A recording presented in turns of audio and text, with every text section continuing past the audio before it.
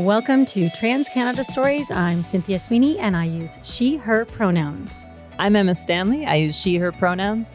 In this podcast, we go beyond the binary coast to coast, telling the stories of trans people as people. Cynthia and I have been working together since fall 2021. We create workshops and presentations focusing on trans and non-binary inclusion. Inclusion everywhere, in businesses, both small and large, in nonprofits and in schools, right? Starting from primary all the way up. But as we're talking to trans and cisgender professionals across Canada, we've recognized a common need. Not trans people as role models and heroes, but just stories from trans people, just being part of the Canadian experience from a trans perspective.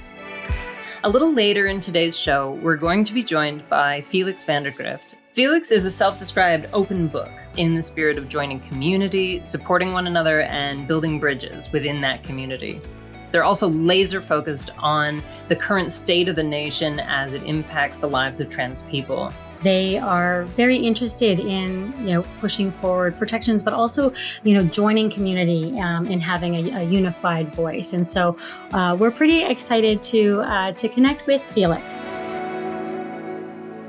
But first, we wanted to kind of take you down about how Trans Canada Stories has evolved and how Emma and I came together in the first place. So as Emma had said, we met, it was like a year and a half ago now, 2 years ago at this point.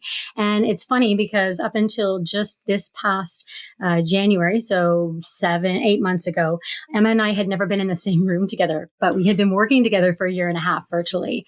You were in New Brunswick and then Thailand, and I had never dreamed that Emma would be here in Canada and working with me in this tiny little office every single day. But here she is.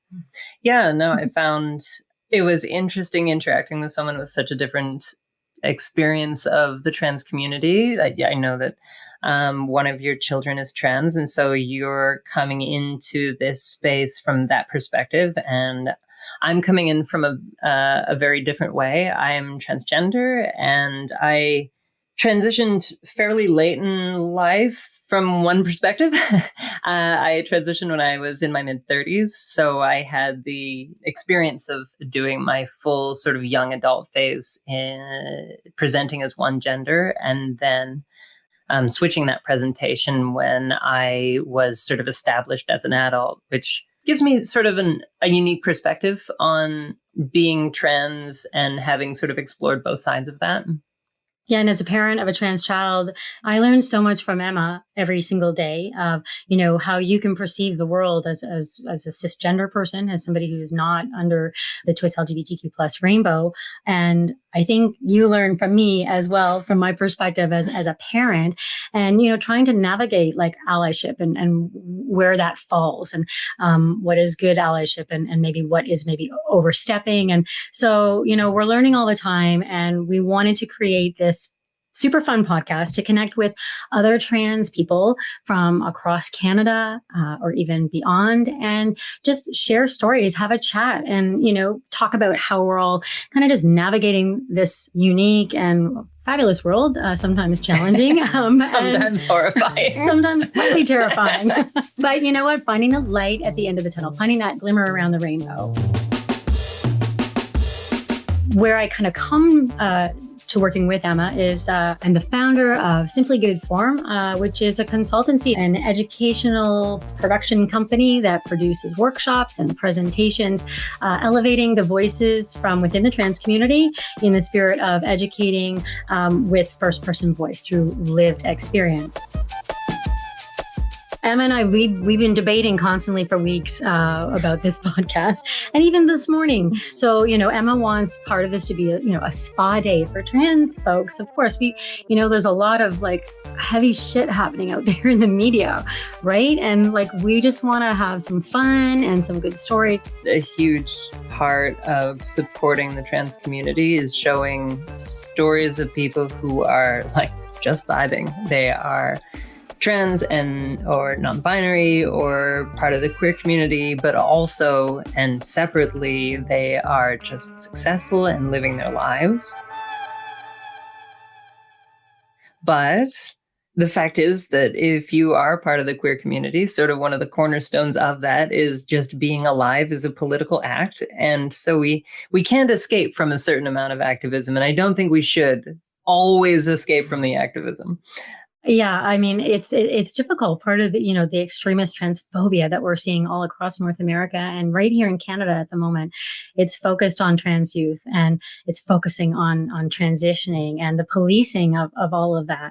And so I think we would be remiss if we didn't talk a little bit about that. Even this week, while you're off on holidays, I had a couple of interviews with two different CBC reporters just around exactly what is kind of unfolding here, talking particularly about what people should know around the importance of giving space for young people to shine as their true selves in a really sort of scary and vulnerable time for parents and caregivers of trans children and youth, but also for trans people themselves. And I can put a link in the show notes to those particular articles. But today, we'd love to talk a little bit about demystifying transitioning from our own sort of point of views.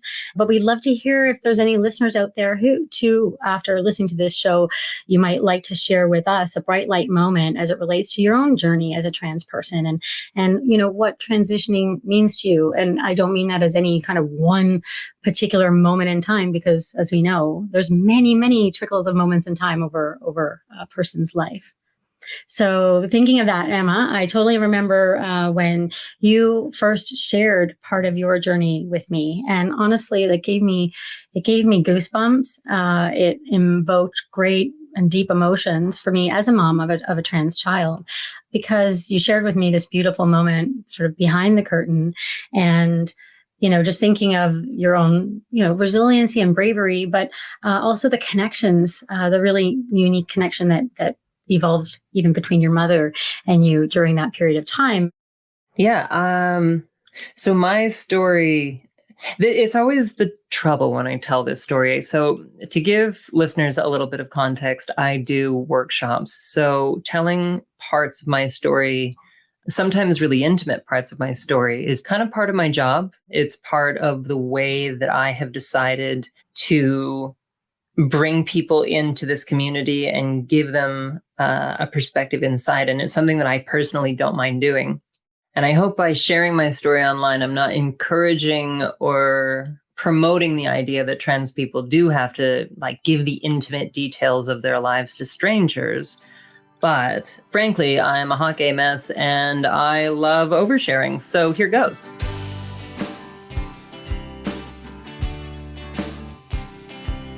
The other problem with telling a story, and it happens in workshops a lot, is I'm never really sure where to start. Because where's the start of a story?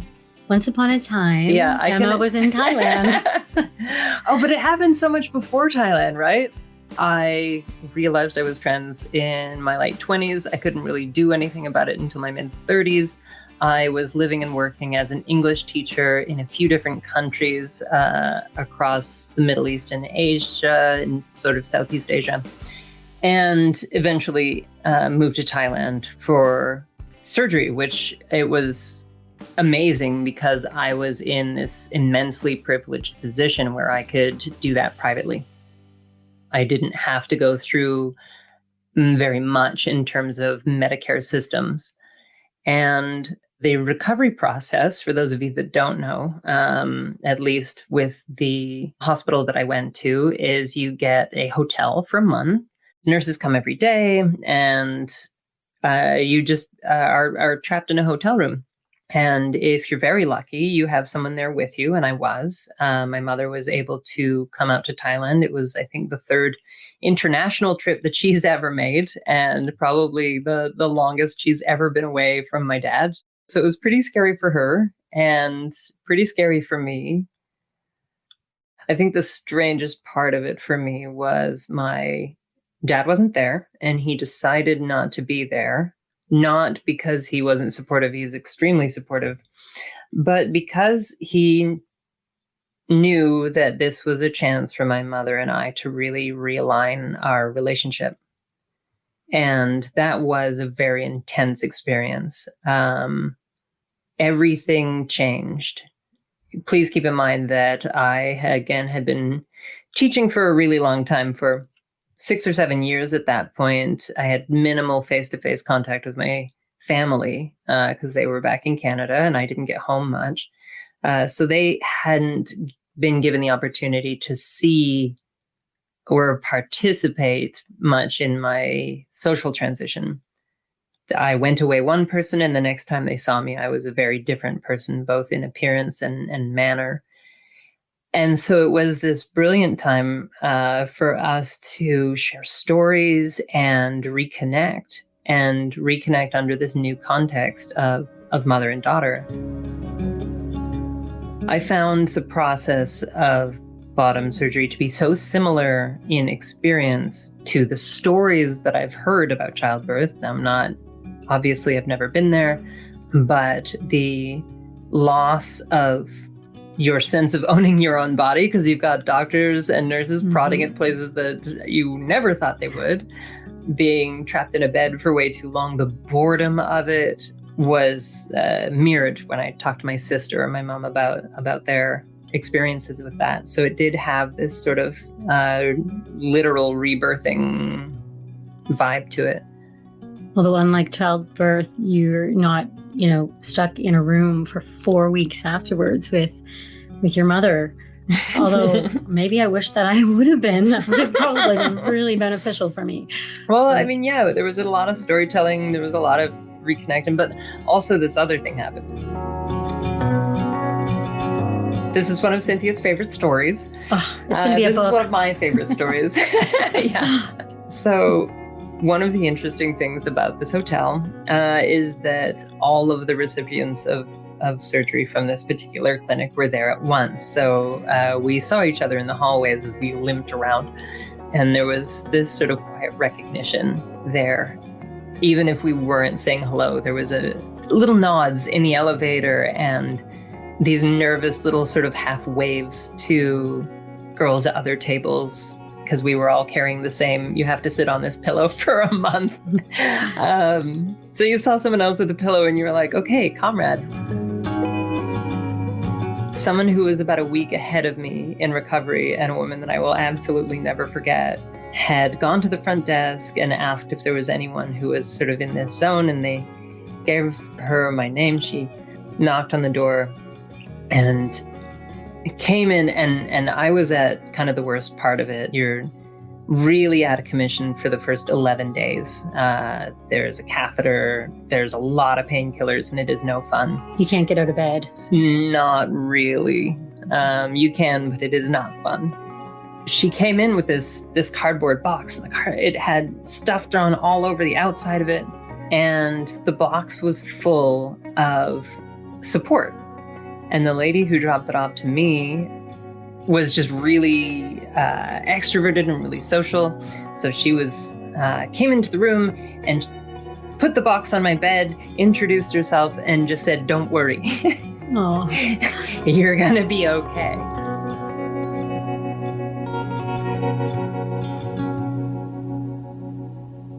This cardboard box full of love, it had board games, it had pads, it had writing materials, it had notes and drawn on the box from all of the other girls who it had been sort of passed down to.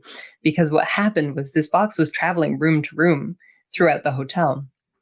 And that, as much as reconnecting with mom, was this moment of feeling out this community and feeling the first tentative touches of being connected to this huge group of people and this vast reservoir of love.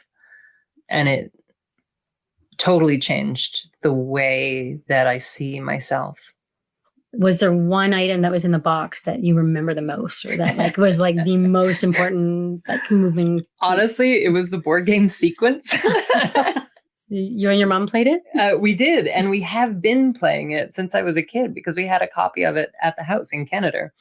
And so it was something we'd done before. It was something familiar. And then suddenly we just had the opportunity to do that in this place where I felt very uncomfortable because of the situation that my body was in. And she felt very uncomfortable because she was in an entirely new country where she couldn't speak the language, and she was sort of stuck in a hotel room with me, which she's a very outside person. And she was suddenly transported to the middle of one of the biggest cities on the planet, Bangkok. And so, yeah, some familiarity for both of us was something that was really positive. And so you don't have the box anymore. No, I passed it on as it had been passed on to me. When I left, I made sure at the front desk that it was sent to another person who was in her first few days. And I'm not brave enough to barge into other people's hotel rooms. And, there's a little bit of regret there, I guess. I kind of wish that I had, but I left a note and made sure it was passed on. And I hope that it's still being passed around that very strange hotel. I wonder, maybe one day somebody will listen and say, I had that box too, and reach out to you. I hope so. It would be beautiful. Transition is not something that is an event. It is something that is ongoing. Sometimes I get frustrated with the language around transition because we are all transitioning all of the time.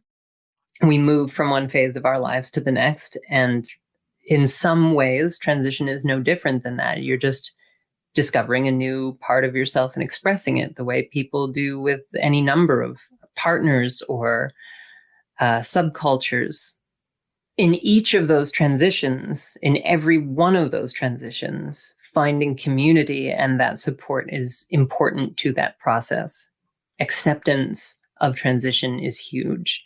And part of why we're going to talk to Felix today is about this idea of community and being able to access it, and how a lot of people are trying to block access to that exact feeling. Time to take a break from this Trans Canada Stories for a TD Connected Communities moment. Trans Canada Stories are your stories, and we're all about connecting communities right across Canada. We would love to hear from you. What topics would you like us to cover? Do you know someone who'd like to be a guest on the show? Follow the link in the show notes and share with us how can we make Trans Canada Stories great for you. That was a TD Connected Community moment, because community matters. Okay, well, we are welcoming Felix Vandergrift to the show. Felix is a researcher and works in governmental relations. He is an active advocate for TGNB, that's transgender and non-binary rights, access to gender-affirming healthcare, supporting to us LGBTQIA plus youth, harm reduction, and human rights. Felix is from Nova Scotia, and while he has traveled for work extensively, moved back here with his spouse in 2017. Felix recently underwent top surgery in Dartmouth thanks to the plastics team at the QEII, and is continuing to push for more access to better gender-affirming care for TGNB, transgender and non-binary folks in the province. Welcome to the show, Felix. Hi, I'm happy to be here. I'm excited to join you today. Well, we're super excited to have you too. And I don't think you've actually had a chance to meet Emma in person, even though Emma is very familiar with you from our Thrive Works program.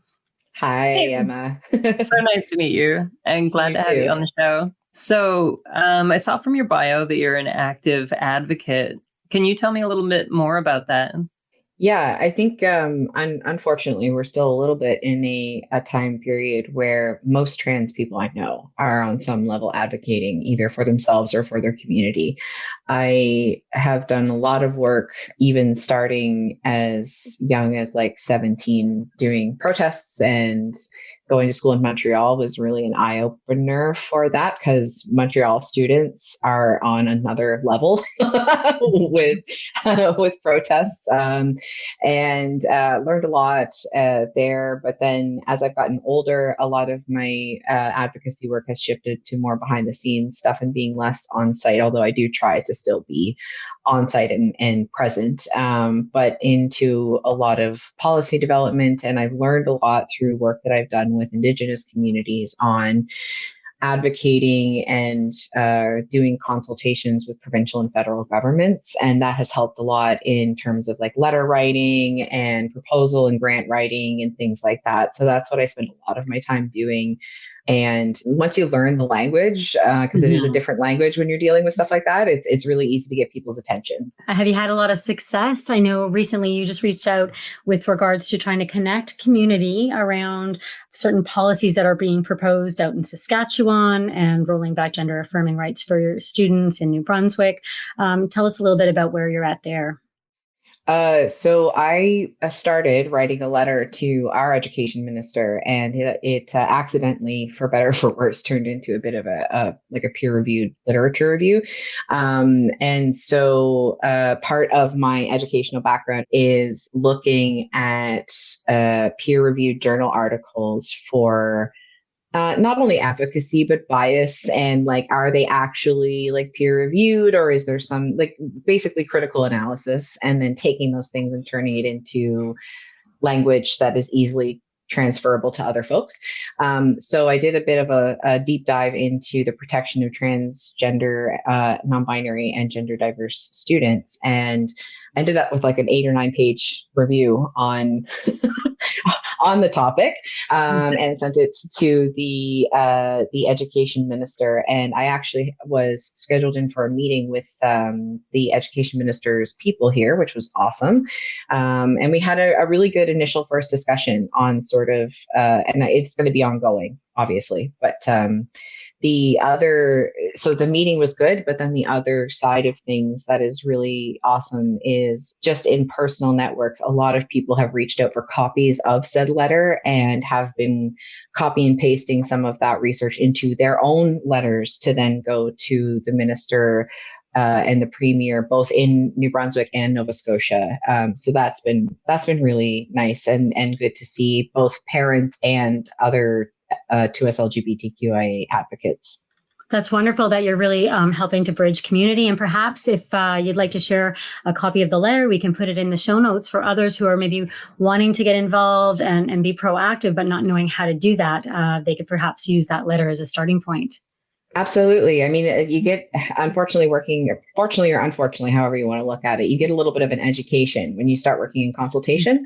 And some people don't even know where to send the letters to. So in that letter, I have CC'd all of the people that I feel are directly sort of tied into that. And it's all MLAs or ministers responsible for youth, or ministers responsible for the Human Rights Act, specifically the education minister, because that is her wheelhouse.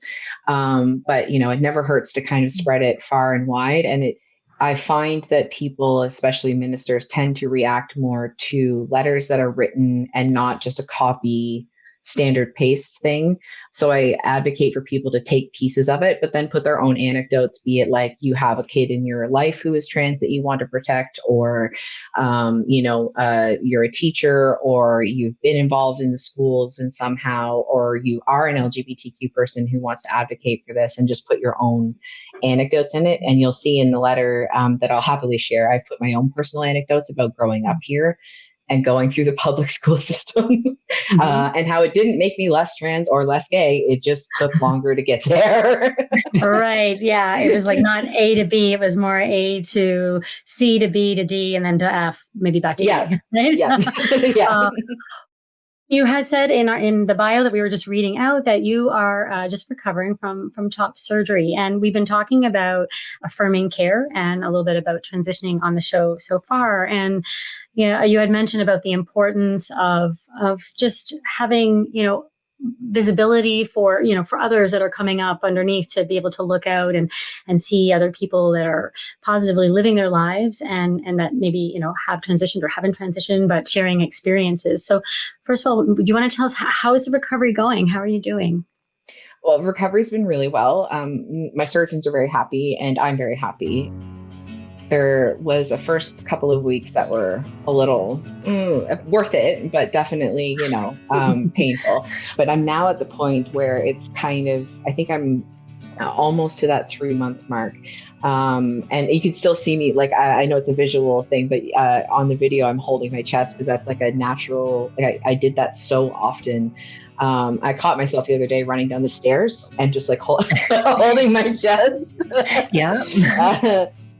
but it's just starting to sort of like sink in that like this is the body now that I get to wear every day, and that's kind of really incredible. And my brain is finally, I get to look in the mirror and see kind of who I have always thought was there, and that's kind of really wild. When I first started transitioning, those the face filters, right, with the beard and stuff like that. If you go back through my camera roll, there's dozens of photos of me using those filters, and it's kind of really, really intense and overwhelming in a very positive way these days to sort of like see that person kind of coming out throughout the transition. Yeah.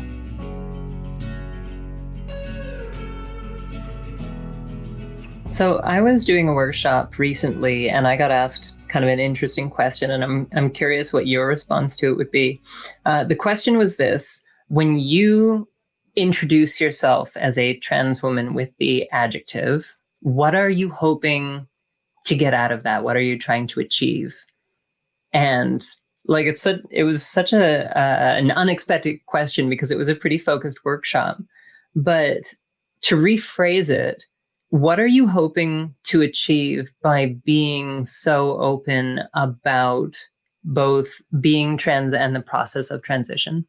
I think that, first of all, that's a really interesting like question. And I love when people sort of frame that as like, well, I'm just a cis woman, or I'm just a man and I just exist, right? So why do you have to make it about being trans, right? Yeah. That's a common, and of course, there's a lot attached to that. But what I like to try, what I like to try and express to people is there seems to be a bit of a myth that trans people are new, trans trenders. It's a new fad, it's a new thing.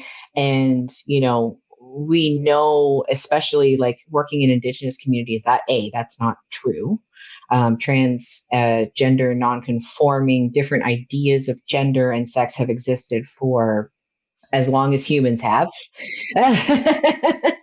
The Mi'kmaq are earliest recorded, instances of Mi'kmaq in what is Mi'kmaqi, now known as Nova Scotia, is 13,000 years. So if they've been around that long, well, we don't have sort of like paper. But I suspect that these are millennia old ideas, and you can find those in cultures all across the world. And then specifically, if you look at our more recent history, my spouse is a historian and specifically focused on the First and Second World Wars. There was an entire institute dedicated to understanding trans health and mental health and medical transitioning, and it was specifically targeted, burnt down, and destroyed by Nazis. History doesn't repeat itself, but it does rhyme. And it's really important when you look at the steps that are being taken right now against sort of, LGBTQ communities and specifically trans and gender non-binary communities. Like, this is a targeted attack, and it is meant specifically to suppress and oppress those groups who are proposing opposition to fascist, white nationalism, racism, domestic terror, like that whole iceberg of individuals. So when I talk about, visibility and stuff, and why I introduce myself as trans, or why I'm trying to live very visibly, it's because I know, first of all, and most importantly, our elders, there's a reason they're not in abundance. There's a reason that we don't have an abundance of elders to look to.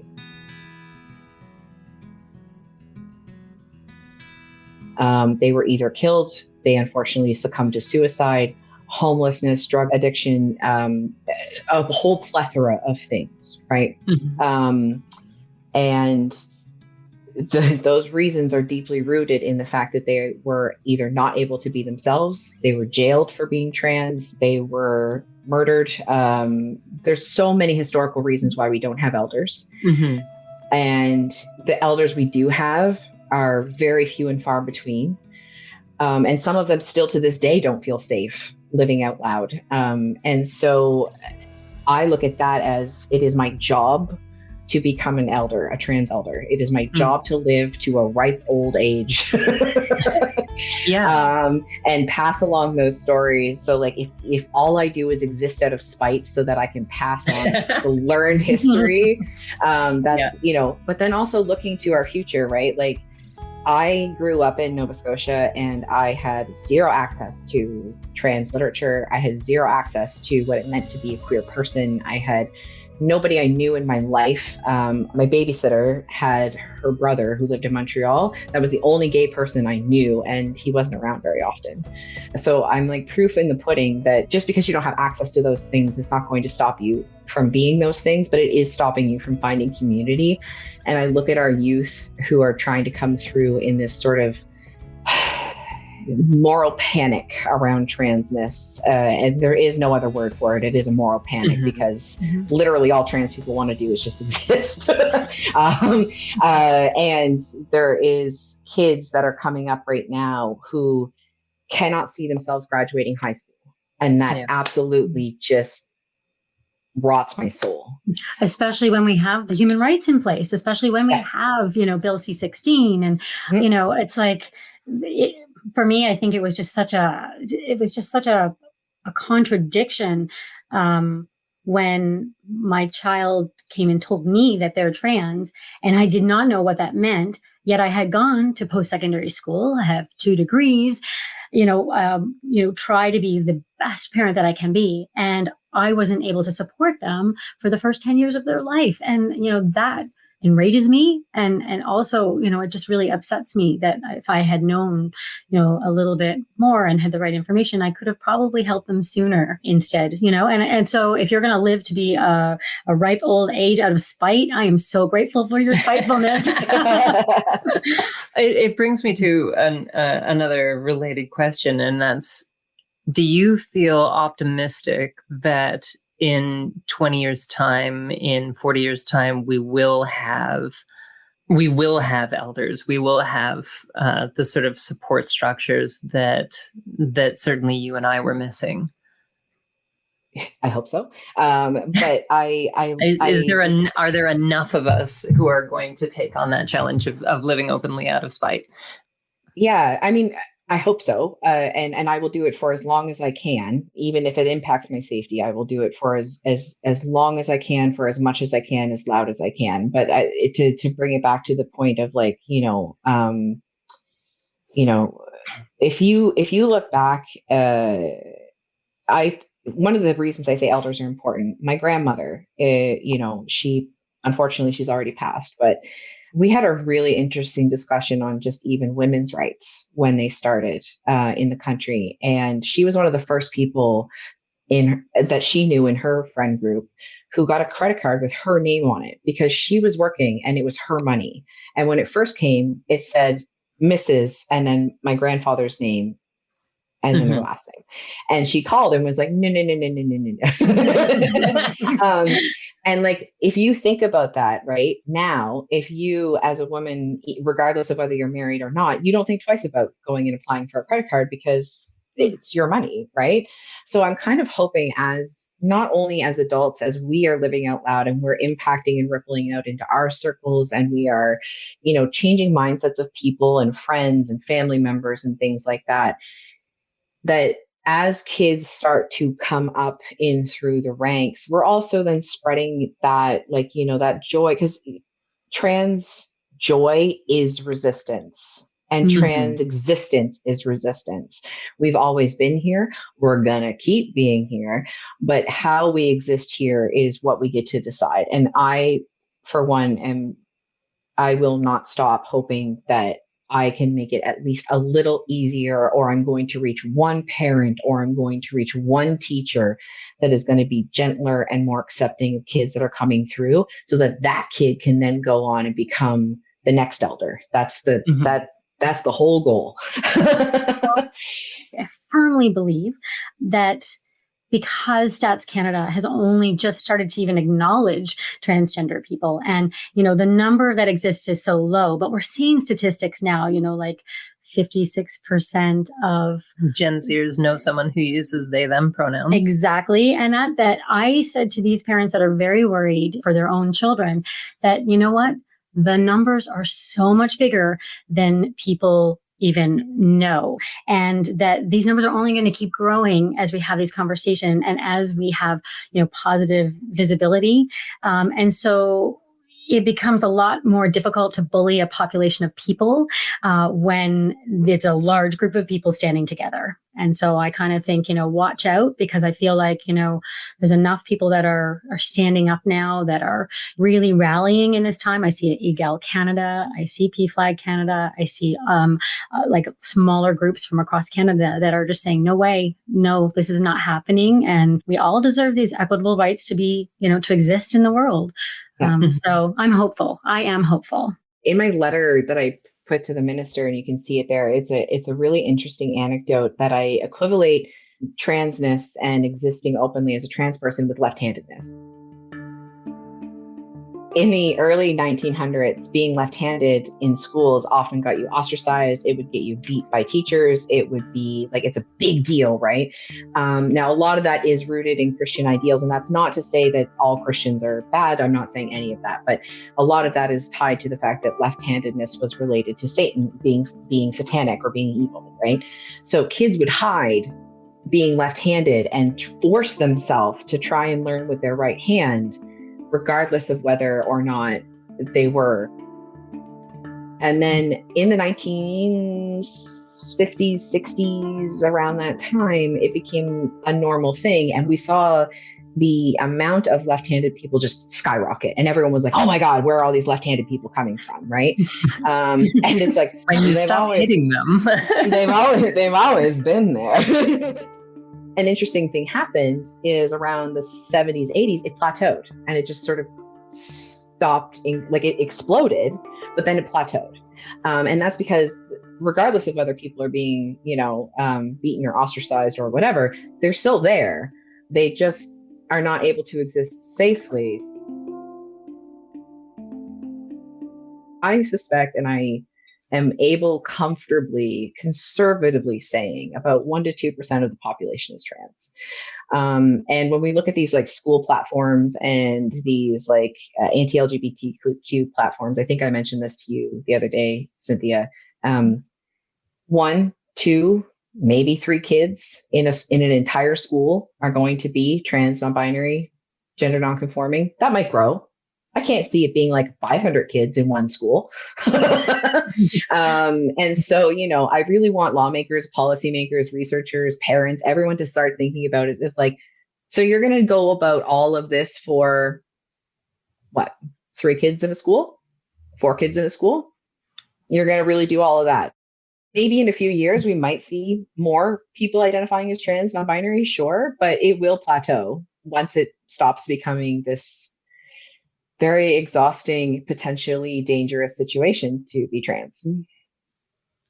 One of the common critiques activism for trans people gets is that it is such a small proportion of the population, and everyone's being asked to do all this effort for a very small number of people. Now, given the argument you just made about you're going to spend all this effort attacking this small number of people, what's your response to the idea that maybe this isn't an efficient way to spend our dollars and our time? Yeah, I get that question a lot. Is like, oh, what? So we're going to write in policy to protect 1 or 2 kids? To that, I would say using pronouns and names are free. Those things are free. That's harm reduction. And we have proven that's how we have statistical evidence to prove that that's harm reduction. Education ministers, anybody that's doing policy development, that's free. That is an easy win. That is totally 100% free. And you are then keeping those kids from suicidal ideation. You're keeping those kids from drug use, abuse, victimization.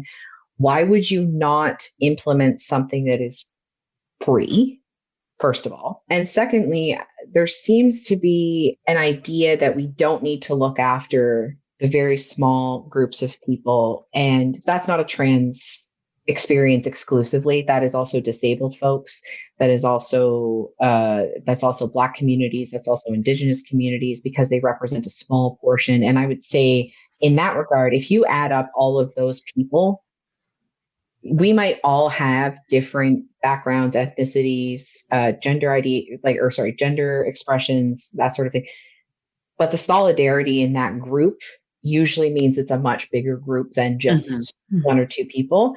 And if we start having conversations with people around those one or two trans people and how it's very easy to just change a little thing in your language, right? Or use a pronoun differently, that ripples out into care for other folks. So that ripples out into, well, why are we building a new building without any wheelchair ramps?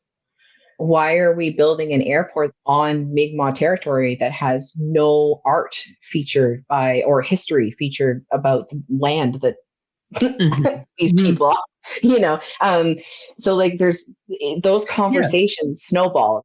It's something that we teach in the workshops here at work, where inclusion is a mindset. And regardless of your entry point into that mindset, once you get there, it's going to affect every single person in your life. In a positive way. Yeah, absolutely. You're lucky if you do not have to write letters or you are not impacted by a policy, right? And how wonderful would that be to wake up every day and not be affected by climate change, not be affected by inflation, not be afflicted by chronic illness, and not have a disability, not have, like, we're all just trying to exist. We're all trying to afford groceries. Whoa. You get groceries? What are groceries? If you can call Dwayne Johnson The Rock, or you can pronounce, Anna Kournikova, or like, if you're okay doing that and you're not okay using a trans person's pronouns, I have a lot of questions for you. And that's all it is, though, right? Felix, you've made so many awesome points here. I think that hopefully listeners have so many great pieces to take away and to think about. And, I just hope that we can all kind of go forward. And my biggest goal is I just want to leave the world a slightly better place than when I was there. And I always there's a book I used to read to my kids called The Lupin Lady.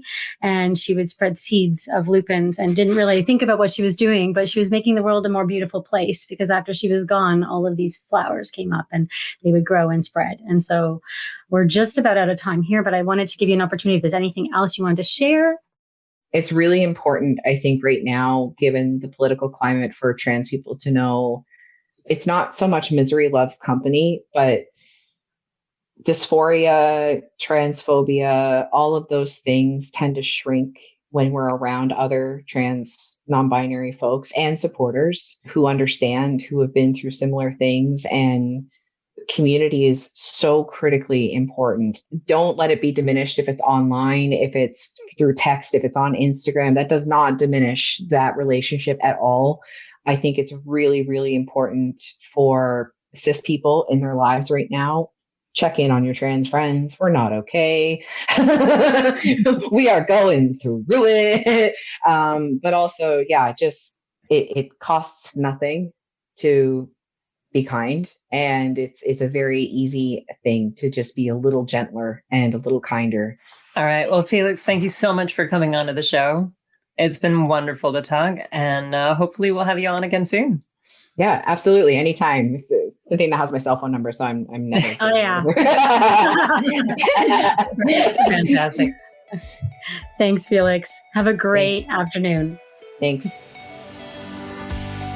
It's the end of the road for this episode of Trans Canada Stories. If you'd like more information on our other programming, check out simplygoodform.com.